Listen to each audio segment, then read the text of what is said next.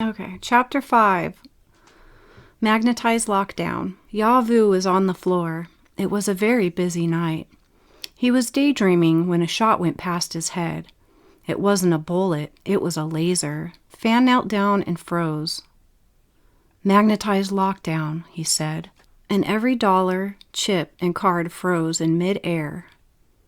The machines turned off and the motorcycle slowed down until they came to a stop. None of the people were frozen, just every piece of the business was locked down by magnets.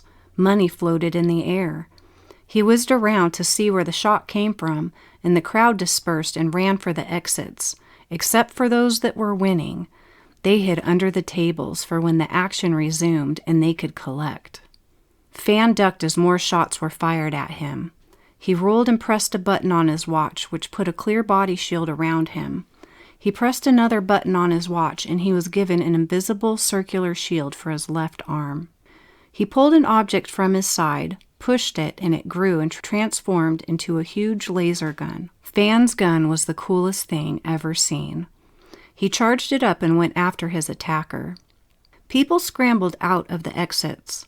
AK shot at him 4 times, but Fan raised his arm, and the rays hit his small shield and came back, but they missed AK and exploded on the walls in flames. "There you are," Fan said, and shot at him while chasing him. He could finally see him now. He shot, but AK made a jump and escaped it. He began to retreat, while staying low behind objects and walls, while still shooting backwards. He didn't like Fan's gun. He wasn't supposed to have one of those. He shot 3 times. 2 of them missed, but one struck Fan and knocked him down. But because of the body shield, it didn't injure him. He wasn't supposed to have one of those either. Fan got back up and threw a grenade the size of a pea at AK. It hit the back wall and blew up beside him. AK's body slammed against the opposite wall. He lay in a slump, blackened and still. "Why are you trying to kill me?" Fan asked in Chinese, and put the barrel of his gun against the man's face. Just then, a door opened, and 5 very important-looking Antonon with armor busted in and grabbed Fan's attacker. 2 grabbed each of his arms. 1 pointed a gun at his head. 1 kicked the gun out of AK's hand and picked the weapon up off of the floor. The 5th stood and spoke to Fan. Fan backed up, still pointing his gun at the Asian man. He pointed his gun at the Asian man. "You are not allowed to kill the human," the Antonon said through the translator. "Watch me," Fan said in English, and got closer to AK with the barrel. The Antonons pushed Fan back. They knew his importance as he knew theirs. "He is not your jurisdiction," one said, and they pressed the man's neck, and the hologram turned off. And he saw another man, a half-white man. It was either a clone or a halfie. Fan in anger recocked his laser machine one-handed and pointed the gun barrel in AK's face. "Where's Lily?" Fan demanded. AK smiled, a very evil smile, for he knew exactly where Lily was, and said nothing as the Antonon drug him out of the door and out of the Asian city. He got saved. The Antonon saved his ass. Fan was gonna kill him anyway. Fan didn't give a shit who that was. But he has to listen to the Antonon. And remember I said that the Antonon like the halfies more than they like the humans and more than they like the clones. And that's true. So that's why they protected AK, even though they protected AK and they pushed Fan into place. AK returned with a permanent scowl. Jeremy nodded at him. "What did you expect them to do for trying to kill a human? You're lucky they even let you near her. Be grateful." "But now, even if she did fall for me, I couldn't love her. I'm pretty sure she'll never give up on him, not unless he's dead." "What do you think I was trying to do, asshole? They made me impotent. I can't even dream about it now. I don't care what you and the Antonon think. I think it's a bad idea to rejoin them. He'll never turn his back on the life he's built without her. You should show her what she's up against. Try to discourage her. I don't want to be the bad guy." But you are the bad guy. You tried to kill him. Don't you dare tell her that. I already showed her. It doesn't change her mind, and it didn't change her heart. Lily awoke and came out with little Joe on her shoulder. You're back, she said to AK. Well, not all of me, AK said, and Jeremy chuckled in the background. Screw you, Jeremy. I haven't been having a very good day.